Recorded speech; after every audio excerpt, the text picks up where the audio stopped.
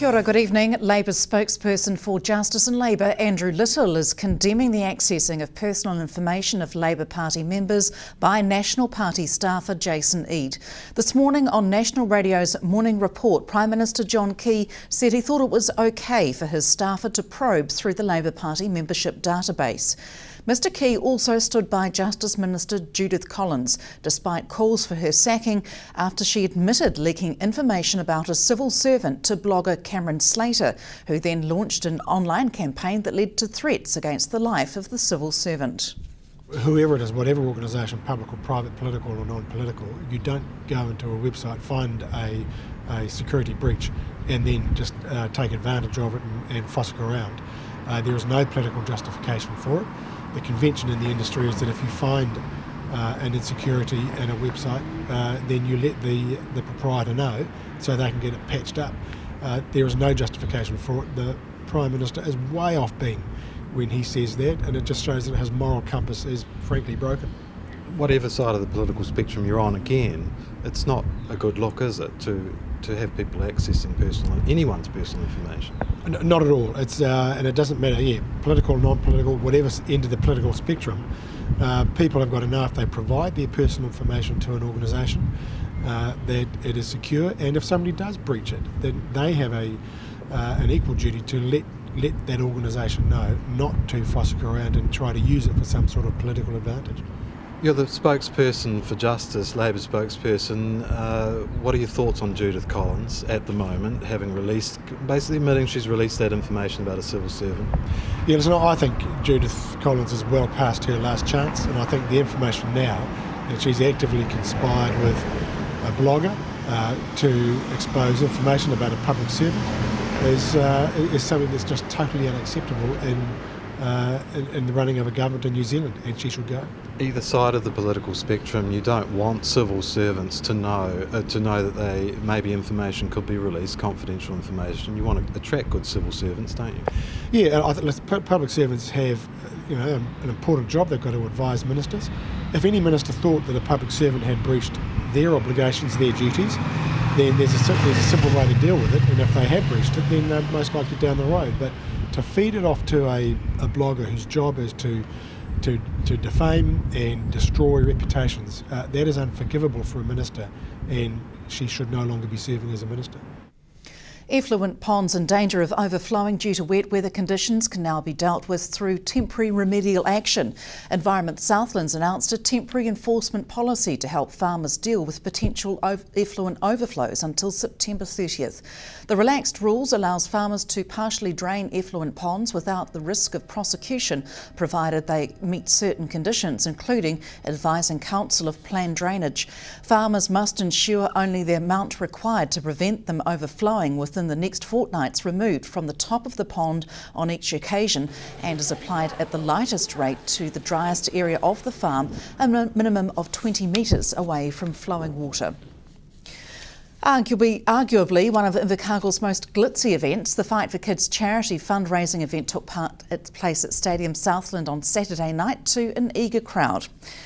After a 3-year absence, organisers delivered 12 well-matched bouts, but it was never about who won or lost. Instead, it was a night of participation to raise funds for this year's recipient, Ruru Specialist School. Several last-minute changes to the boxing lineup kept coaches busy, but co-organiser Dave Bartley says it was a huge success. It's going to be a wee bit difficult to tally up until we get some bills paid, I suppose, but it would be nice to get to 5 figures. But, realistically it could be more, 80, I don't know. The auction items were quite varied. Were you happy with the prices that you got on those? There was some, the Roger Waters guitar went for 7.5. That was a really fantastic item. The Ali Foreman gloves went for 6.5. There was some stuff that just made reserve, so we didn't really make too much money on that. But I think overall, money's pretty tight, so we did pretty well. As far as the event ongoing, onto the biannual event from here? Yeah. Steve and I will have to talk about that. We haven't come up with, yes, it is a definite go. It's always very time consuming. So, but we'll get this one out of the road, and if we do one, it will be in 2 years' time. As far as the tally on the night, Blue seemed to have won out. Any reasoning behind that at all, Dave? Yeah, well, it was one of those things. We had a lot of replacement fighters, so a lot of late call-ups and people that, it was tough, some of there was age differences with 10 years, but we did what we did to make the event happen. It was not about winning or losing, it was about making sure that we had a fight in place. And good credit to the Blue team, Steve, he had his guys firing, and all my guys are absolutely delighted about win, lose or draw. They were just really happy to do it. It's a lot of effort for just a few rounds in the ring. Oh yeah, it is, especially if you only made it one or two. State-controlled power utility provider Meridian Energy has posted a 22% decline in full-year profit. In the 12 months to June 30th, the company posted a $229 million profit, down from $295 million a year ago. Earnings did prove higher than the prospectus forecasts, and the result included earnings for 6 months under the unvaried and higher priced Tiwai Point contract, and 5 months operating earnings from the company's interest in the Macarthur Wind Farm in Australia, which has since been sold, according to Chief Executive Mark Binns. Meridian supplies about 30% of the country's power, with hydro, wind and gas generation. Stay with us. Still to come, we commemorate 100 years since Southland soldiers departed for the Great War.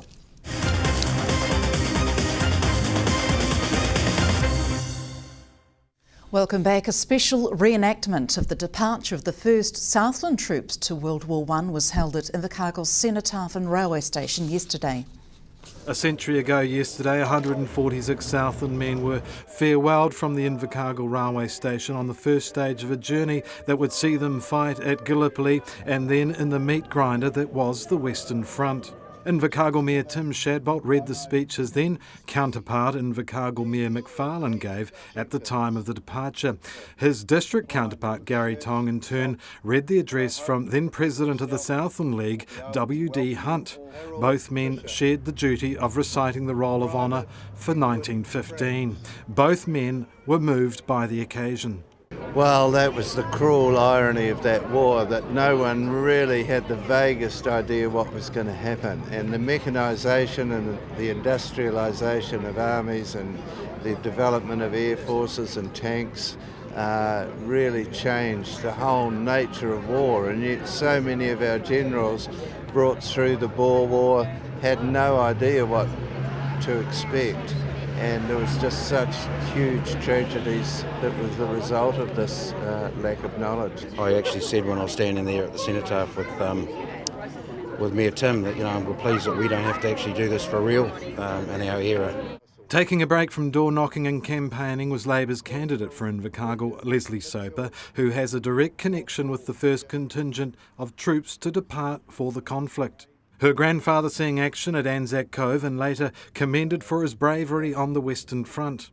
My grandfather, Gilbert McMeeking, my mother's father, was with the 1st Echelon. He enlisted actually at Miller's Flat, already being a territorial, as most young men at the time were, at barely 20. He was with the 1st Echelon as an Otago mounted trooper number 9/450.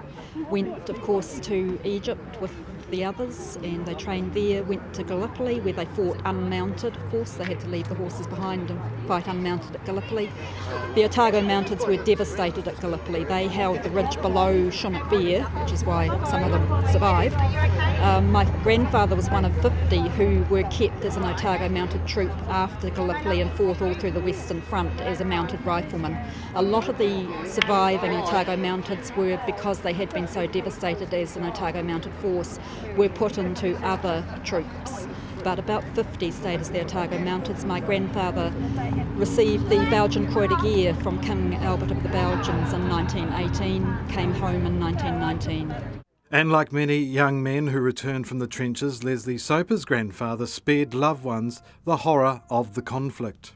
We only, as a family, knew the story of the Belgian Croix de Guerre and read for the first time the citation for conspicuous gallantry on the field after he had died. He virtually never referred to the war. He did go every year to the Anzac Day commemorations, but he was one of those World War I men who came back, and in many ways, of course, they were encouraged to get on with life, and there was no acknowledgement for men like my grandfather that there was anything like traumatic stress. They were expected to come back and get on with their lives, and they were still, of course, young men.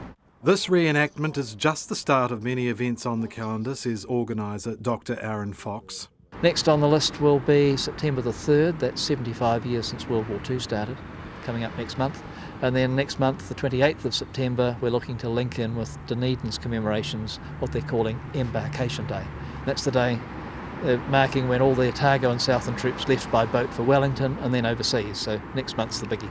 Hunter Andrews, South Today News.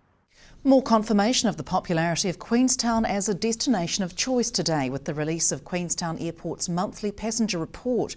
Last week, the resort posted its highest ever year-on-year guest night numbers at just under the magic 3 million mark at 2,908,025. The total number of domestic and international passengers through Queenstown Airport in July 2014 was 138,530, up 10% on July 2013. Total passenger numbers for the year was 1,261,457, up 4.8% compared with the previous 12 months. Southern artists are showing their genius at a new exhibition being run as part of Mirihiku Polyfest 2014. The Step into Culture art exhibition is on at the Southland Museum and Art Gallery's Community Gallery and showcases young people's creative talent in painting, printing, sculpture or textile media categories. The brief was for students to trace out their ancestral stem so that it may be known where they came from and where they are going. Students were judged based on age and entrants ranged in age from early childhood to year 13, with special congratulations to Winton Kindergarten, who were this year's overall winner. And that's it from the news team tonight. Sport follows the weather next. From us, good evening.